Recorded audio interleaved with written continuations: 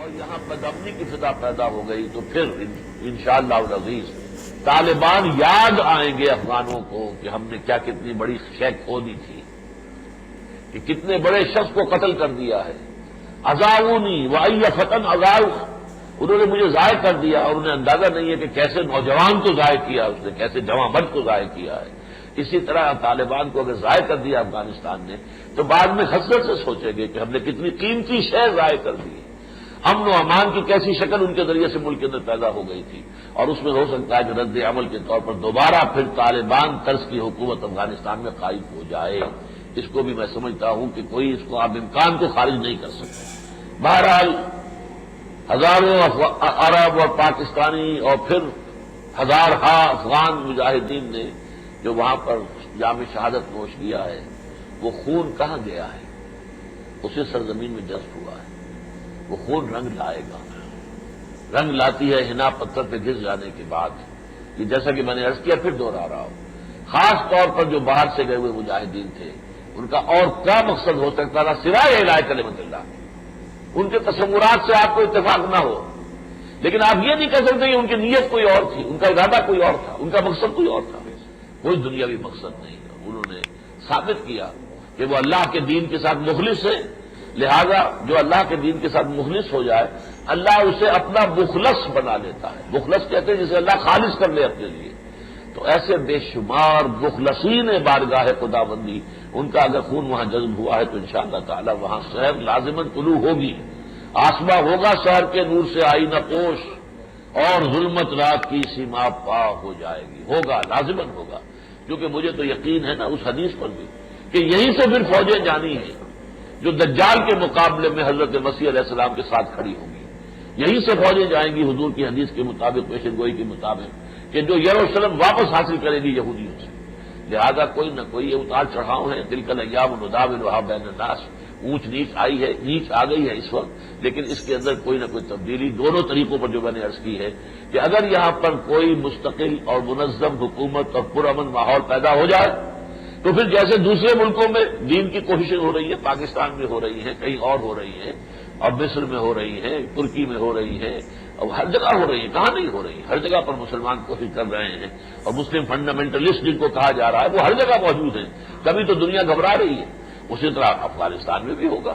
اور اگر نمبر 2 یہ کہ اگر ایسا ہو جائے کہ وہاں پر بدامنی کی شکل پیدا ہو جائے تو اس کے رد عمل میں پھر طالبان یاد آئیں گے، اور انشاءاللہ اس کے نتیجے میں پھر طالبان کی حکومت دوبارہ وہاں قائم ہو جائے گی۔ تاہم ابھی تک معاملہ جو ہے وہ حالت منتظرہ کا ہے، ہمیں دیکھنا ہوگا کہ کیا ہوتا ہے، کب یہ صورتحال پیدا ہوتی ہے۔ اس وقت ابھی ہم اور کچھ نہیں کر سکتے۔ اب تو وہاں مدد بھی بھیجنے کی شکل جو ہے مخدوش ہے، کس راستے سے مدد جائے۔ ابھی مجھے صبح بتایا گیا ہے کہ چمن کی طرف سے بھی جو کچھ لوگ گئے ہوئے تھے اسی کام کے لیے، ان کا فون آیا ہے کہ یہاں اب کوئی سامان نہ بھیجا جائے، کچھ نہ بھیجا جائے، راستے بند ہو چکے ہیں۔ تو اب تو صورتحال سوائے دعا کے کچھ نہیں ہے۔ دعا قنوت نازلہ جو ہے اس کا اہتمام جو ہے مسجدوں کے اندر ہونا چاہیے، اللہ سے دعا کی جائے، اور دعا کے ساتھ جو ہے خود بھی توبہ کی جائے کہ اللہ میں بھی اپنی زندگی وقف کرتا ہوں تیرے دین کے لیے، میں بھی یہاں پاکستان میں جد و جہد کروں گا کہ اسلامی نظام آئے، اس لیے کہ جب تک آپ یہ نہیں کریں گے آپ کی دعا میں وزن نہیں ہوگا، اللہ تعالیٰ آپ کی دعا کو کوئی حیثیت نہیں دیں گے۔ لستم علی شیء حتی تقیموا التوراۃ والانجیل وما انزل الیکم من ربکم، تمہارا منہ نہیں ہے کہ ہم سے کلام کرو جب تک کہ تم تورات اور انجیل کو قائم نہیں کرتے۔ اسی طرح ہمارا منہ نہیں ہے کہ اللہ سے ہم دعا مانگے جب تک کہ ہم قرآن کو نافذ نہیں کرتے، اور اگر قرآن کو نافذ نہیں کرتے تو نافذ کرنے کی کوشش تو کریں، اس کا عہد تو کرے، اس کی جد و جہد تو شروع کر دے، تب تو اللہ تعالیٰ سے دعائیں مانگنے کا ہمیں حق بنتا ہے، ورنہ ہم سے دعا مانگنے کا حق نہیں ہے۔ بہرحال یہ تو اللہ تعالیٰ کی طرف سے ہمارے لیے ہے، اور یہ رہنمائی ہے کہ ہمیں در حقیقت اس سے بالکل دل برداشتہ نہیں ہو جانا چاہیے۔ اس سبب میں نے سورہ آل عمران کی آیتیں بھی آپ کو سنائی۔ فرمایا وَكَأَيٍّ مِّن نَّبِيٍّ قَاتَلَ مَعَهُ رِبِّيُّونَ كَثِيرٌ، کتنے ہی نبی ایسے گزرے ہیں جن کے ساتھ ہو کر اللہ والوں نے جنگ کی بڑی تعداد میں۔ فما وہنوا لما اصابهم فی سبیل اللہ، تو انہوں نے ہمت نہیں ہاری، جو تکلیفیں بھی ان پر آئیں اور جو قربانیاں بھی انہیں دینی پڑی اللہ کے راستے میں، وما ضعفوا، نہ کسی کمزوری کا مظاہرہ کیا، وما استکانوا، اور نہ ہی کسی اعتبار سے انہوں نے دل جو ہے چھوڑا، واللہ یحب الصابرین، اللہ تعالیٰ کو ایسے ہی صابرین محبوب ہے۔ وما کان قولہم، اور ان کا قول تو ہر وقت یہی تھا، ربنا اغفر لنا، الا ان قالوا، کہ انہوں نے یہ کہا ربنا اغفر لنا ذنوبنا واسرافنا فی امرنا، اے رب ہم سے ہماری جو خطائیں ہیں وہ درگزر فرما دے، دور کر دے، کوئی غلطیاں ہو گئی ہوں تو معاف فرما دے، اور اگر کسی معاملے میں ہم حد سے گزر گئے ہوں، ہم نے کچھ زیادتی کر دی ہو، اے اللہ اسے بھی معاف فرما دے، وثبت اقدامنا، اور ہمارے قدموں کو جما دے، وانصرنا علی القوم الکافرین، اور ہمیں ہماری مدد کا ان کافر لوگوں کے مقابلے میں، فآتاہم اللہ ثواب الدنیا وحسن ثواب الآخرہ، تو اللہ تعالیٰ نے انہیں عطا فرمایا دنیا کا بدلہ بھی اور آخرت کا تو بہت ہی عمدہ بدلہ، واللہ یحب المحسنین، اللہ ایسے نیکوکاروں سے محبت کرتا ہے۔ تو میں کر رہا تھا یہ تو قرآن مجید کی رہنمائی ہمارے لیے ہے، اگرچہ چند دن پہلے میں نے افتتاح دیکھا تھا جو کہ جنگ میں آپ کو معلوم ہے کہ پہلے رئیس امروہوی صاحب افتتاح آیا کرتے تھے، اب وہ فوت ہو گئے ہیں، تو انور شعور صاحب میں واقف نہیں ہوں کون صاحب ہیں یہ،